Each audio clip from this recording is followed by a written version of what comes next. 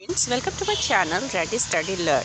आज फिर मैं आपके सामने एक पर्यावरण यानी ईवीएस यानी इन्वायरमेंटल साइंस का वीडियो लेकर के आई हूँ। और यह सब्जेक्ट ऐसा होता है कि इससे क्वेश्चन एग्ज़ाम में ज़रूर आते हैं, चाहे आप जिस क्षेत्र में जाएं। चलिए स्टार्ट करते हैं और देखते हैं आज के वीडियो में आपके लिए क्या इन्फॉर्मेशन है। और अगर आपने अभी तक मेरा चैनल सब्सक्राइब नहीं किया है तो आप सबसे पहले मेरा चैनल सब्सक्राइब कर लीजिए, ताकि आप तक ऐसे ही इन्फॉर्मेटिव वीडियोस पहुंचते रहें। चलिए शुरू करते हैं। जैसा कि आप स्क्रीन पर देख पा रहे हैं, आज का टॉपिक है पर्यावरण और पारिस्थितिकी से संबंधित प्रश्नोत्तर। ये जो नॉइज़ आ रही है, थोड़ा डिस्टरबेंस हो रहा है, उसके लिए आपसे माफ़ी मांगना चाहती हूँ, क्योंकि ये वीडियो मैं खुले में बना रही हूँ। आप सिर्फ कंटेंट पर ध्यान दीजिएगा। एक खाद्य श्रृंखला में अधिकतम कितनी कड़ी हो सकती हैं? तो एक खाद्य श्रृंखला में अधिकतम कड़ी होती हैं 4 से 5।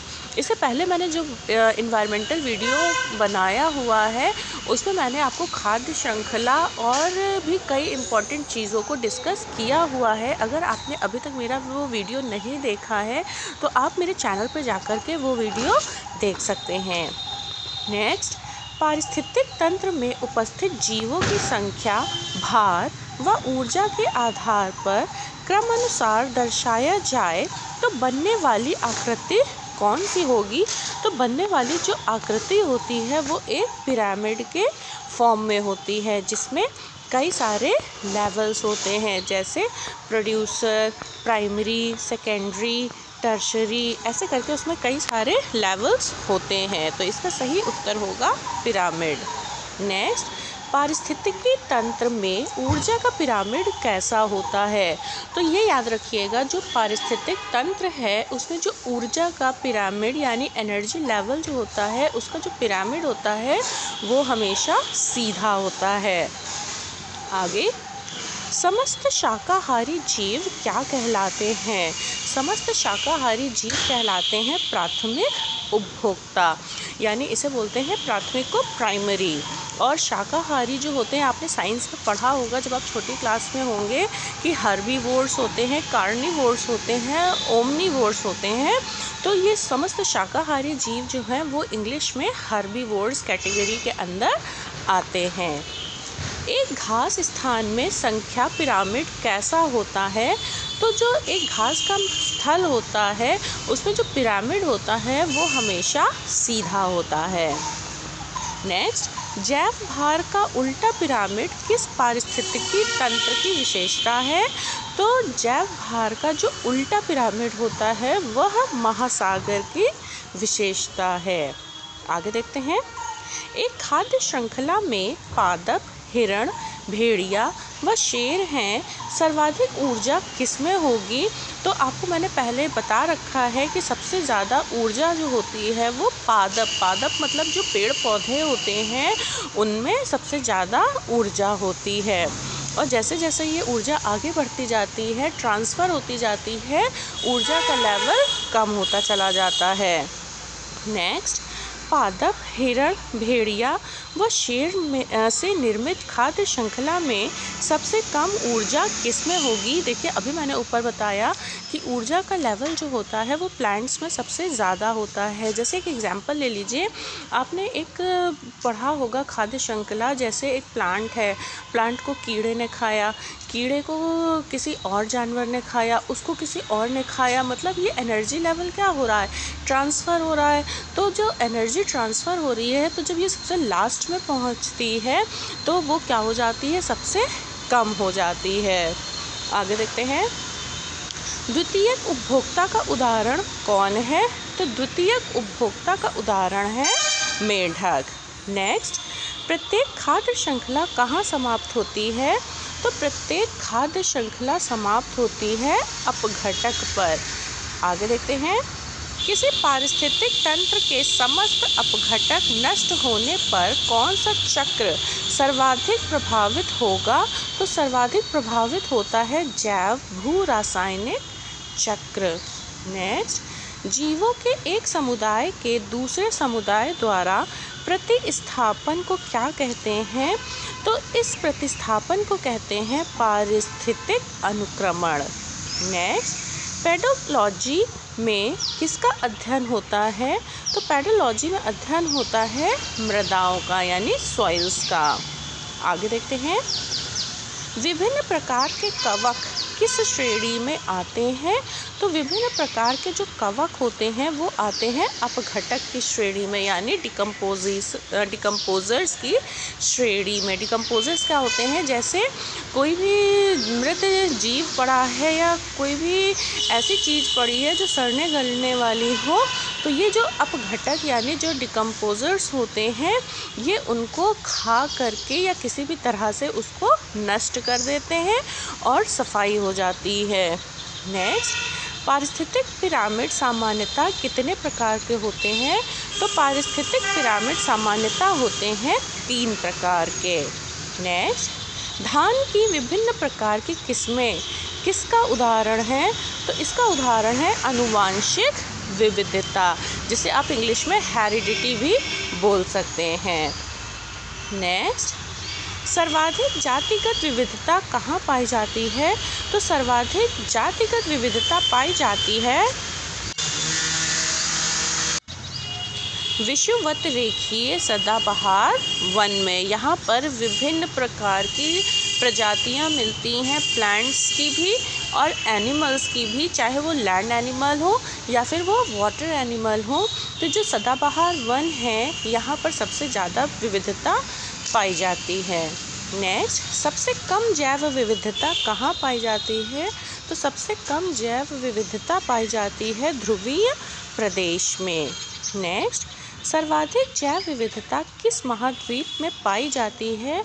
तो सर्वाधिक जैव विविधता अगर आपसे पूछा जाए महाद्वीप के बारे में तो इसका सही उत्तर होगा अफ्रीका में।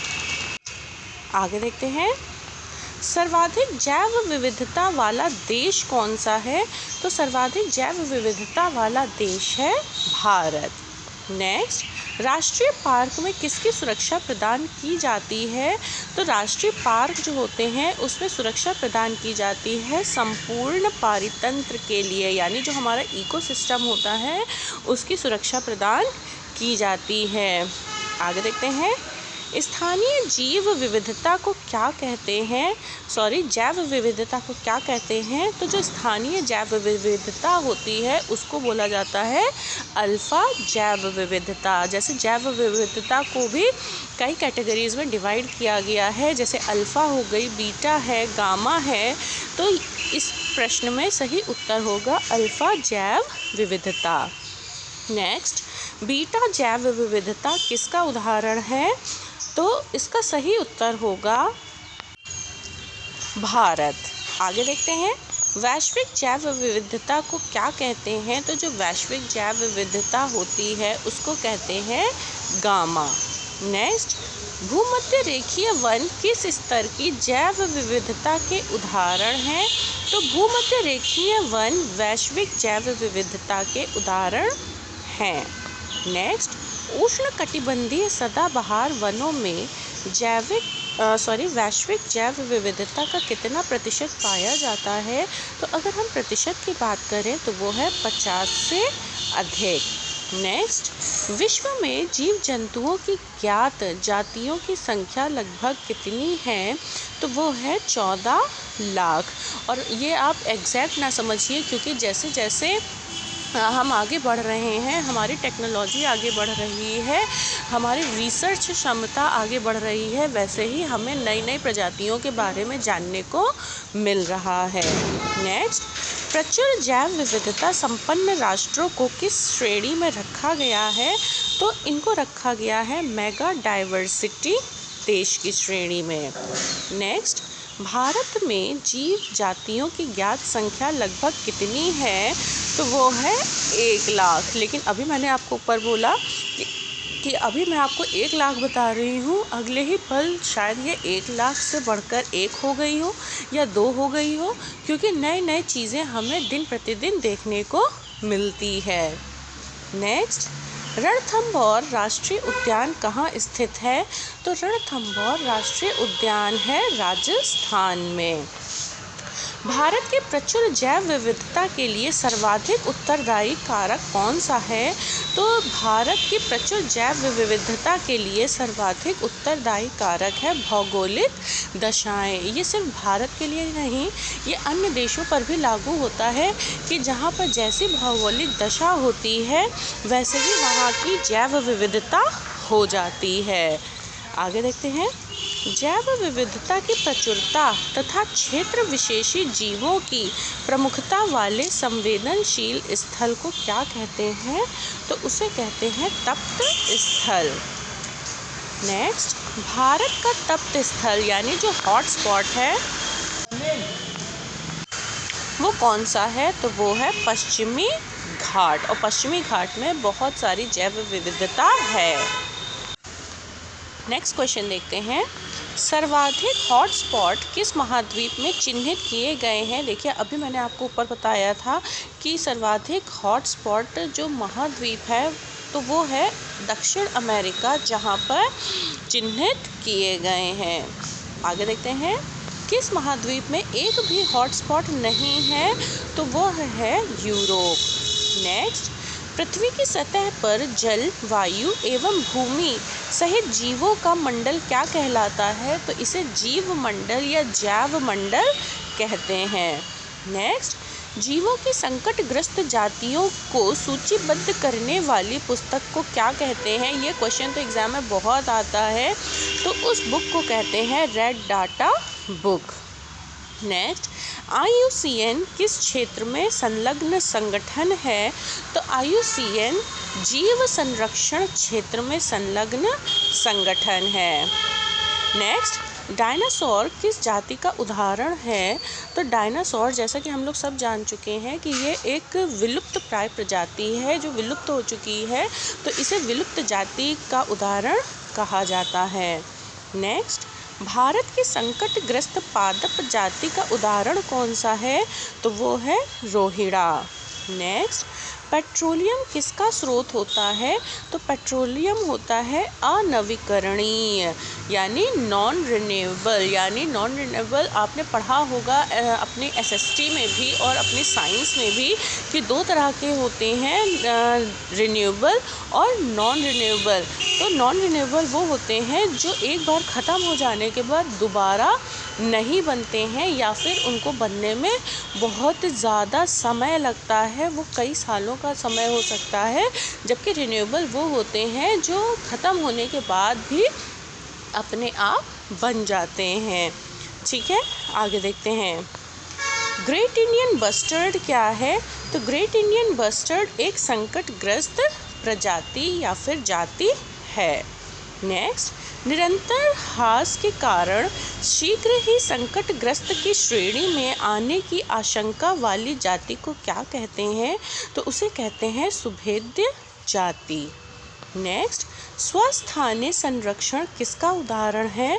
तो यह उदाहरण है टाइगर प्रोजेक्ट। टाइगर प्रोजेक्ट आपने पढ़ा होगा और ये क्वेश्चन आता है एग्ज़ाम में कि टाइगर्स की संख्या दिन प्रतिदिन कम होती चली जा रही थी, तो इनको बचाने के लिए एक टाइगर प्रोजेक्ट शुरू किया गया था, जिसके अंतर्गत जो बाघ होते हैं उनकी संख्या को बढ़ाया जाना था, और जो अब काफ़ी हद तक बढ़ चुकी है, यानी टाइगर सेव हो चुके हैं।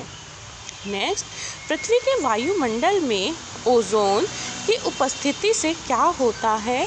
तो इससे होता है पराबैंगनी किरणों को पृथ्वी के भीतर प्रवेश करने से रोकने में सहायता मिलती है या करती है। ये आपने पढ़ा होगा कि जो ओजोन होती है वो हमारी पृथ्वी के बाहर एक लेयर का फॉर्म करती है, जिससे जो सूर्य से निकलने वाली जो खतरनाक किरणें होती हैं, जिन्हें हम पराबैंगनी या UV रेज कहते हैं, उनसे हमारी पृथ्वी की रक्षा करती है। क्योंकि अगर ये किरणें सीधे हमारी पृथ्वी पे अंदर आएंगी तो इससे हमें और जितनी भी हमारा इकोसिस्टम है उसे बहुत ही ज़्यादा नुकसान होगा। DDT क्या होता है? तो DDT होता है एक गैर जैव अपघटनीय यानी नॉन ये ब्रो नहीं है, बायोडिग्रेडेबल प्रदूषक है। ये आपने पढ़ा होगा कि जो DDT होता है उसे फार्मर्स लोग सबसे ज़्यादा यूज़ करते थे, और ये जब हमारे शरीर में जाता था तो उससे कई तरह की बीमारियां शुरू हो जाती थी, और इस पर काफ़ी टाइम तक बैन भी लगाया गया है। आगे देखते हैं, बहिर्स्थानीय संरक्षण किसका उदाहरण है? तो बहिर्स्थानीय संरक्षण उदाहरण है जंतु आलय का। नेक्स्ट, गिर क्या है? गिर आपने सुना होगा, एक तरह का राष्ट्रीय उद्यान है, और ये गुजरात में है, जो शेरों के संरक्षण के लिए प्रसिद्ध है या फेमस है। और यहाँ पर शेर जो होते हैं वो ऐसे होते हैं जिनके पूरे शरीर में बाल नहीं होते हैं, सिर्फ उनके जो गर्दन के आसपास बाल होते हैं वो वाले बाल पाए जाते हैं। नेक्स्ट, घड़ियाल प्रोजेक्ट किस नदी पर स्थापित है? तो घड़ियाल प्रोजेक्ट स्थापित है चंबल नदी पर। नेक्स्ट, मानवीय क्रियाकलापों से पूर्ण निषिद्ध क्षेत्र कौन सा है? तो वो है राष्ट्रीय पार्क। आई होप आपको मेरा ये वीडियो इन्फॉर्मेटिव लगा होगा। अगर आपको मेरा वीडियो इन्फॉर्मेटिव लगा है तो प्लीज़ आप मेरे चैनल को सब्सक्राइब करिए, मेरे वीडियोस को लाइक करिए और इन्हें शेयर करिए। And thanks for watching.